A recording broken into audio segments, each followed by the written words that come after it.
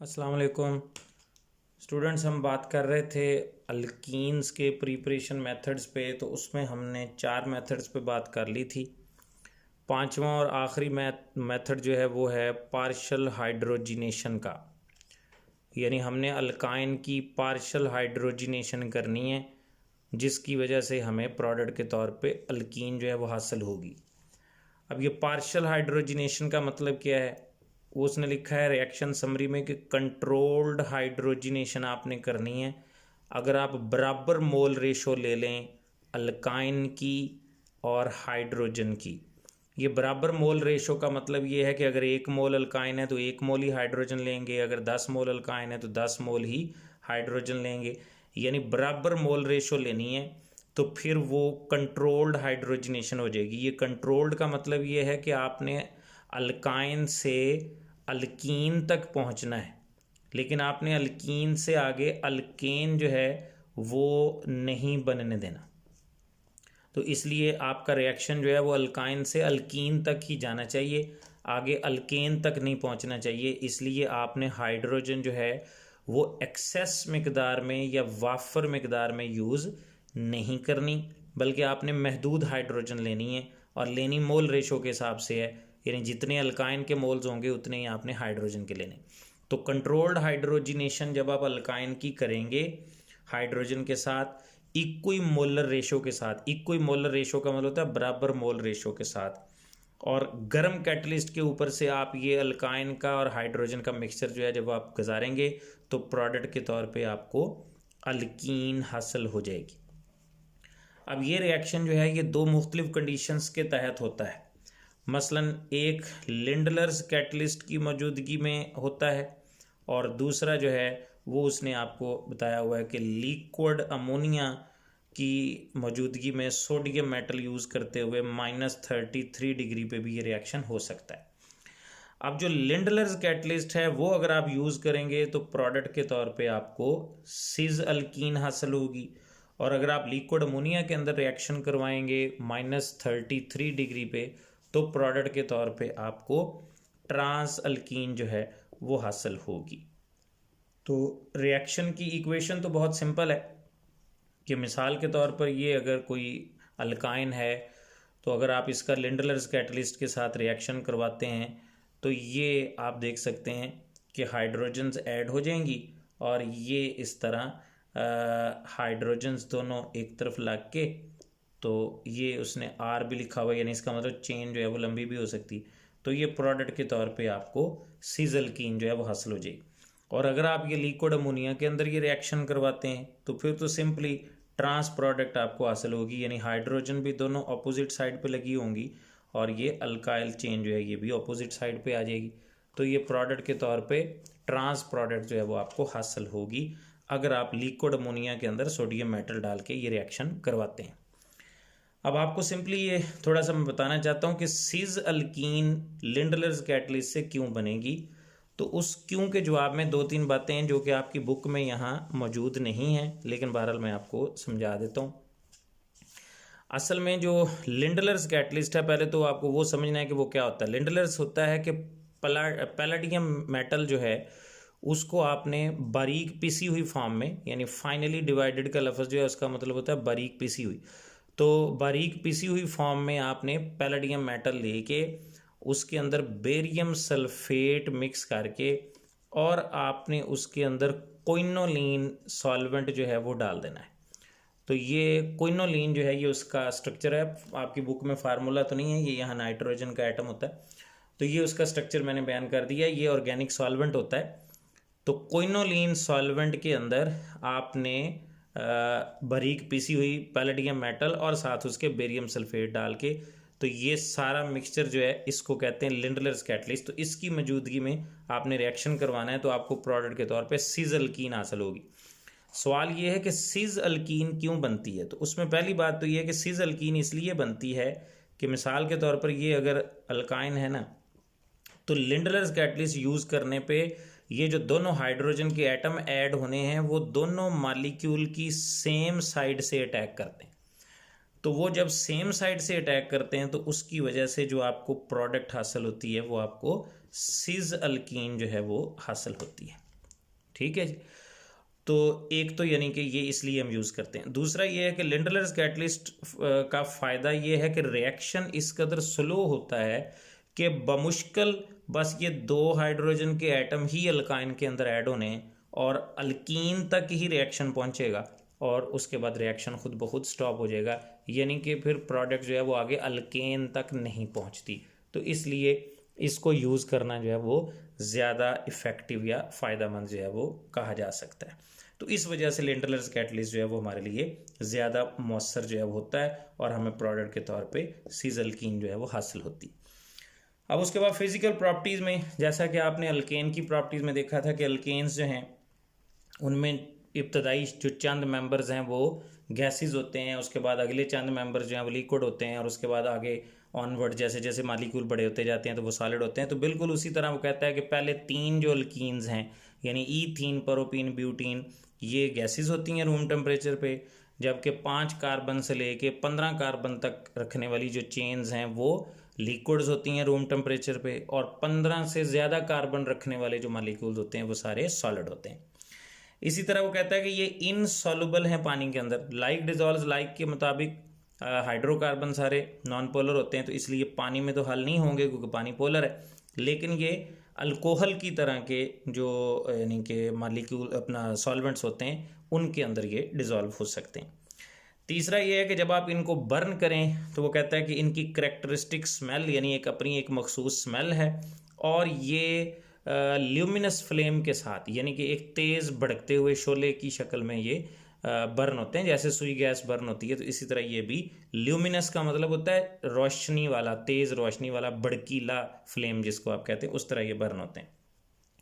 उसके बाद जो आखिरी बात उसने लिखी है प्रॉपर्टीज़ में चौथे नंबर पे, वो ये है कि वो कहता है कि अल्केन्स के बरक्स यानी अनलाइक अल्केन्स, वो कहता है कि दे शो वीकली पोलर प्रॉपर्टीज़, ये मामूली सी पोलर प्रॉपर्टीज़ जो हैं वो शो करते हैं।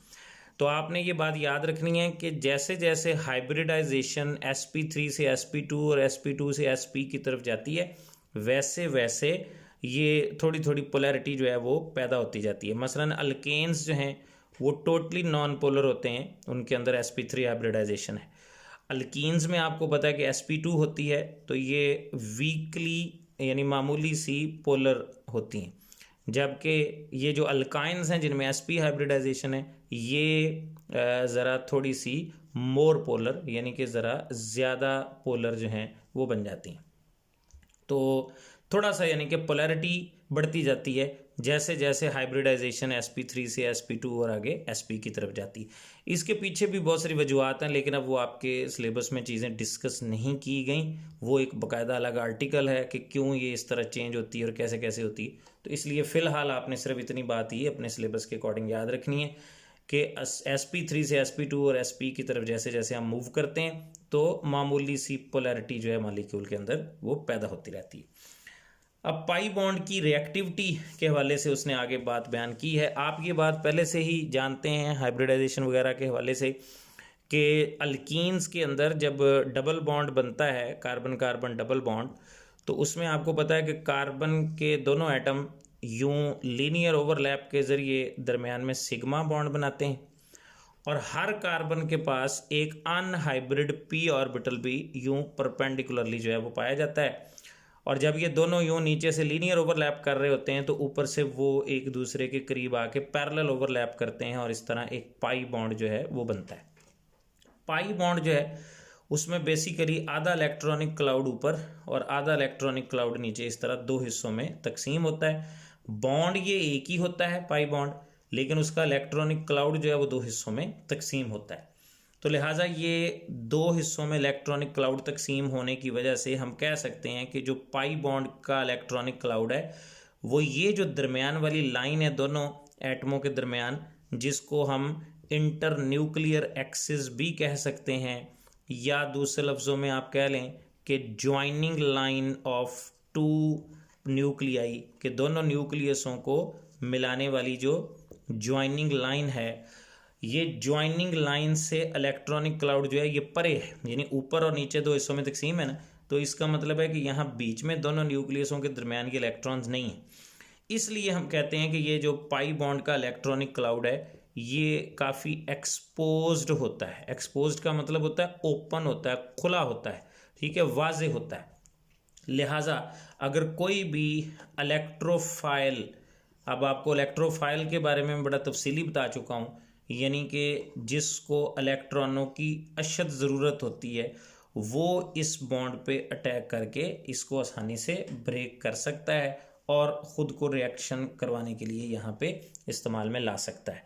तो लिहाजा हम कह सकते हैं कि अल्कीन्स इस लिहाज से एक ज़्यादा रिएक्टिव और ज़्यादा एक्टिव फैमिली बन जाती है रिएक्शंस में हिस्सा लेने के लिए, क्योंकि पाई बॉन्ड जो है वो एक वीक बॉन्ड बन जाता है इस यानी इलेक्ट्रॉनिक क्लाउड के ओपन होने की वजह से, एक्सपोज होने की वजह से। और कोई भी इलेक्ट्रोफिलिक रीजेंट या इलेक्ट्रोफिलिक सीपीसी बड़ी आसानी से इस बॉन्ड को यहाँ से तोड़ के तो अपना रिएक्शन यहाँ से स्टार्ट कर सकती होती। तो यही चीज़ उसने आपकी बुक में भी लिखा है कि पाई बॉन्ड की फॉर्मेशन में जो पार्शली फिल्ड इस तरह पी ऑर्बिटल्स होते हैं वो पैरेलल फैशन में यानी पैरेलल अंदाज में एक दूसरे के साथ ओवरलैप करते हैं, और जो प्रोबेबिलिटी ऑफ फाइंडिंग इलेक्ट्रॉन होती है वो न्यूक्लियसों को मिलाने वाली ये जो ज्वाइनिंग लाइन है इससे अवे चली जाती है। लिहाजा इस वजह से पाई इलेक्ट्रॉन जो हैं वो लेस फर्मली हेल्ड, यानी वो उतनी मजबूती से बांध के नहीं रखे गए होते दोनों न्यूक्लियसों के दरमियान, और पाई बॉन्ड इसीलिए जो है वो एक निस्बतन वीक बॉन्ड कंसिडर होता है सिग्मा बॉन्ड के मुकाबले में, और इसी वजह से ये कंपैरेटिवली यानी निस्बतन या मुकाबलतन आसानी से ब्रेक हो सकता है यहाँ से। और यही चीज़ अल्कीन्स को एक रिएक्टिव फैमिली ऑफ कंपाउंड जो है वो बना देती है। मजीद वो कहता यह है कि जो लूजली हेल्ड पाई इलेक्ट्रॉन्स, यानी जो पाई इलेक्ट्रॉन्स ज़रा इसमें लूज का मतलब यानी ढीले डाले से अंदाज में ये पाई इलेक्ट्रॉन आपको नज़र आ रहे हैं यहाँ पे, जो कि न्यूक्लियसों के दरमियान इतने बाउंड नहीं है, इतने कैद नहीं है।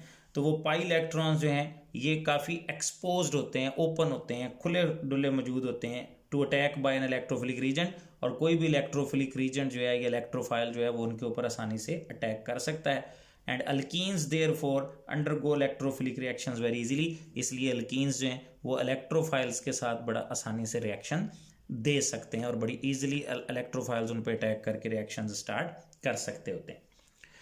अब बात रिएक्शंस की हो रही है, तो रिएक्शंस में भी उसने आपको यहाँ पे आपकी बुक में 3 किस्म के रिएक्शंस अल्कीन्स के दिए हैं, जिसमें से अभी पहले हम एडिशन पे बात जो है वो अपनी स्टार्ट करेंगे।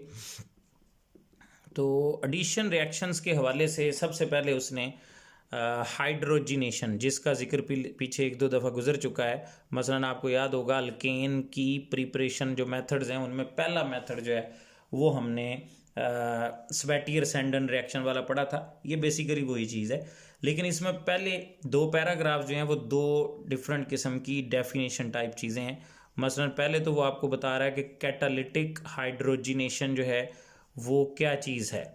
तो वो बता रहा है कि जी कैटालिटिक हाइड्रोजिनेशन का मतलब ये है कि ये वो प्रोसेस होता है जिसमें हाइड्रोजन का मालिक्यूल जो है वो ऐड हो जाता है किसी भी अल्कीन के अंदर।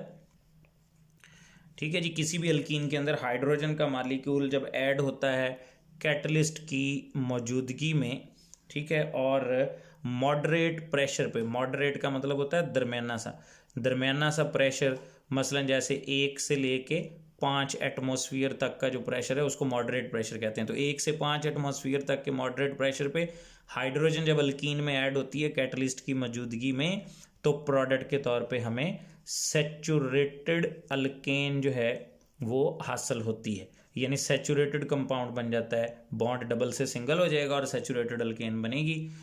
तो ये अमल जो है ये साइंस की ज़ुबान में कैटालिटिक हाइड्रोजिनेशन जो है वो कहलाता है, जैसा कि हेडिंग में मैंने लिखा है। यहाँ तक आपने कैटालिटिक हाइड्रोजिनेशन की डेफिनेशन जो है वो बयान करनी है। उसके बाद दूसरे नंबर पे अब वो बात बयान करने लगा है कि ये रिएक्शन जो है ये बड़ा एक्सोथर्मिक होता है, यानी कि हीट रिलीजिंग प्रोसेस है। और यहाँ से अब वो एक डेफिनेशन निकालने लगा है कि हीट ऑफ हाइड्रोजिनेशन फिर किसको कहेंगे। तो वो हीट ऑफ हाइड्रोजिनेशन फिर उसने यहाँ पे अब अलहदा से डिफाइन कर दी है कि जब आप अल्कीन के अंदर हाइड्रोजन ऐड करते हैं तो ये वो प्रोसेस है कि जिसमें हीट खारिज होनी है जब एक मोल अल्कीन जो है उसको जब हम हाइड्रोजिनेट करते हैं।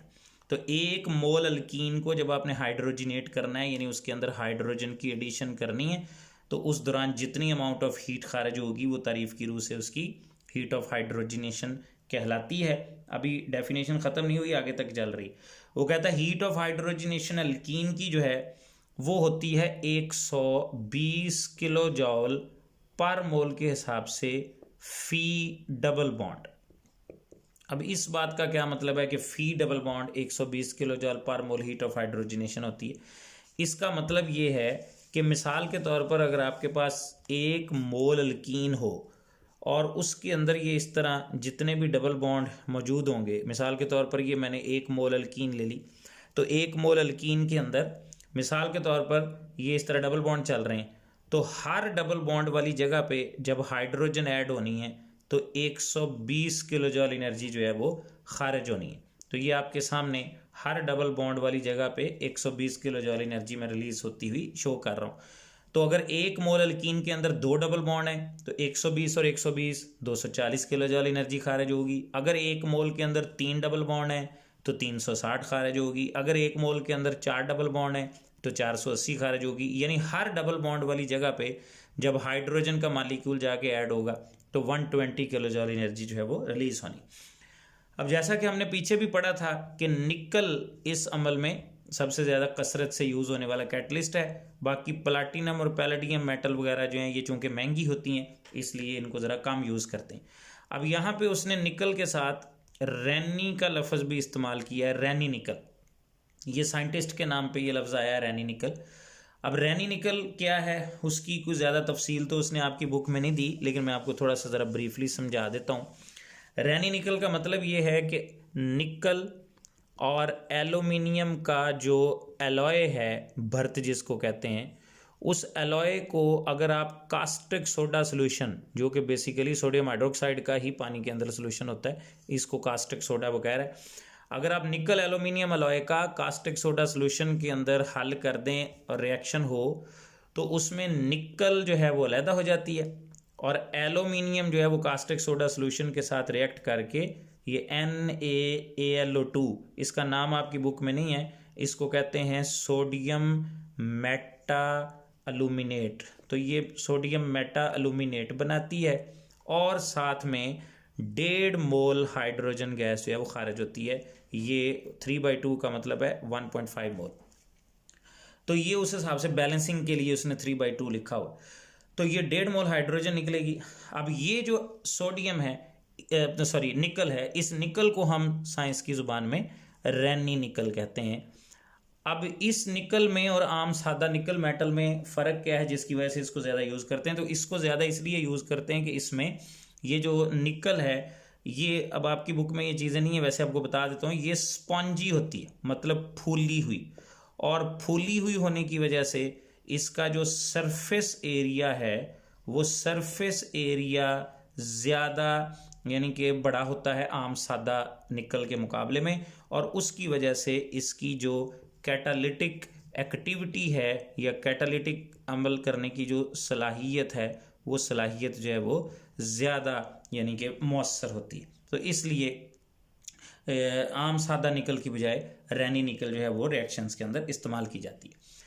उसके बाद अब वो एग्जाम्पल्स की तरफ आ गया है। वो कहता है कि ज़्यादातर अल्कीन्स जो हैं अगर आप उनको रैनी निकल की मौजूदगी में हाइड्रोजिनेट करें तो 100 डिग्री टेम्परेचर पे और 3 एटमॉस्फेयर प्रेशर पे, इन कंडीशंस के तहत ज़्यादातर अल्कीन्स जो हैं वो हाइड्रोजिनेट बड़े आराम से हो जाया करती हैं। अब उसमें 2 मिसालें उसने दी हैं कि मिसाल के तौर पर जैसे ये अगर सपोज़ आपके पास कोई अल्कीन है, अब इसका नाम नॉमनक्लेचर रूल्स के मुताबिक आप समझ गए होंगे, डबल बॉन्ड वाली साइड से हमने नंबरिंग करनी है। तो ये है 3 मिथाइल और 1 ब्यूटीन। तो अगर हम इसकी हाइड्रोजिनेशन करते हैं रैनी निकल के साथ तो सिंपली ये एक एक हाइड्रोजन जाके ऐड हो जाएगी, बॉन्ड डबल से सिंगल हो जाएगा। तो ये CH3 CH3 और अब ये भी CH2 हो जाएगा, बॉन्ड डबल से सिंगल हो जाएगा, और ये आखिरी CH3 हो जाएगा। अब नॉमनक्लेचर रूल्स अल्केन्स के मुताबिक जिधर से मिथाइल ब्रांच नज़दीक है उधर से हमने नंबरिंग करनी है। तो ये हो जाएगा 2 मिथाइल ब्यूटेन इसका नाम, या फिर अगर आप गौर करें तो इसका नाम आइसोपेंटेन हो जाएगा। क्यों? क्योंकि बेसिकली अगर आप देखें तो रूल्स के मुताबिक सेकंड कार्बन पर मिथाइल ब्रांच हो तो प्रीफिक्स आइसो होता है, तो इसलिए इसको आइसोपेंटेन या 2-मिथाइल ब्यूटेन हम कहेंगे। तो ये इस तरह हाइड्रोजिनेशन का अमल जो है वो रेनिकल के साथ हो जाता है। इसी तरह आगे दूसरी मिसाल है बेंजीन की। बेंजीन जो है वो आपको पता है कि 6 कार्बन 6 हाइड्रोजन पर एक मुश्तमिल इस तरह मालिक्यूल होता है, और हर कार्बन के साथ एक एक हाइड्रोजन जो है वो तो मौजूद होती है। मालिक्यूलर फार्मूला C6H6 आपको पता है कि बेंजीन का होता है। अब जब आप इसकी हाइड्रोजिनेशन करेंगे तो एक हाइड्रोजन का मालिक्यूल इस डबल बॉन्ड वाली सब जानब से, और एक इस जानब से, और एक इस जानब से जो है वो ऐड हो जाएगा। तो ये C6H6 इसका मालिक्यूलर फार्मूला है। तो एक इस कार्बन से हाइड्रोजन और एक इससे लग जाएगी, इसी तरह एक इस कार्बन से एक इस जगह, और इसी तरह एक इस कार्बन से और एक इस जगह।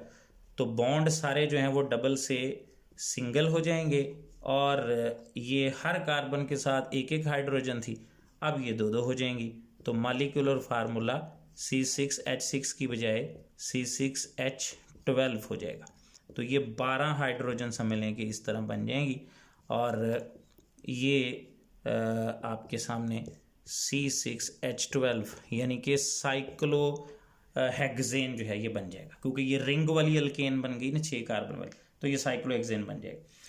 उसके बाद वो नीचे आखिर में बता रहा है कि कैटालिटिक हाइड्रोजिनेशन जो होती है ना अल्कीन की, इसको लेबॉरेटरी में भी यानी कि इस्तेमाल किया जाता है, और ये इंडस्ट्री में भी इस्तेमाल होती है।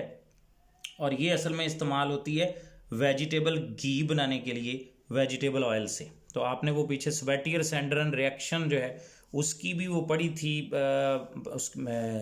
इंडस्ट्रियल इंपॉर्टेंस, तो ये समझें कि ये वही चीज़ है। इसलिए वो कहता है कि लेबॉरेटरी में भी और इंडस्ट्री में भी इस्तेमाल होने वाला प्रोसेस है, और ये वेजिटेबल घी से वेजिटेबल ऑयल तैयार करने वेजिटेबल ऑयल से वेजिटेबल घी बनाने का ये एक बड़ा यानी कि कसरत से इस्तेमाल होने वाला मेथड है। और इसी तरह लेबॉरेटरी में वो कहता है कि इसको इस्तेमाल करते हैं सिंथेटिक मेथड के तौर पे, मतलब कंपाउंड्स की तैयारी के नुक्ता नज़र से। मसलन अगर आपने ये देखें साइक्लोहेक्सेन बनानी हो तो सिंपली बेंजीन की हाइड्रोजिनेशन कर दें तो साइक्लोहेक्सेन बन जाएगी। या अभी जो पीछे मिसाल पड़ी थी, अगर आपसे कहा जाए कि जी आइसोपेंटेन तैयार करें, तो आप वही जो रिएक्शन आपने ऊपर पढ़ा है कि 3-मिथाइल 1-ब्यूटीन जो है आप उसकी हाइड्रोजिनेशन कर देंगे तो आपको आइसोपेंटेन हासिल हो जाएगी। तो ये एक प्रिपरेशन मेथड के तौर पे भी यानी कि इस्तेमाल होता है। और वो आखिर में कहता है as well as an analytical tool as the reaction is generally quantitative. इसका मतलब है कि ये असल में मुख्तलिफ कंपाउंड्स के एनालिसिस के लिए भी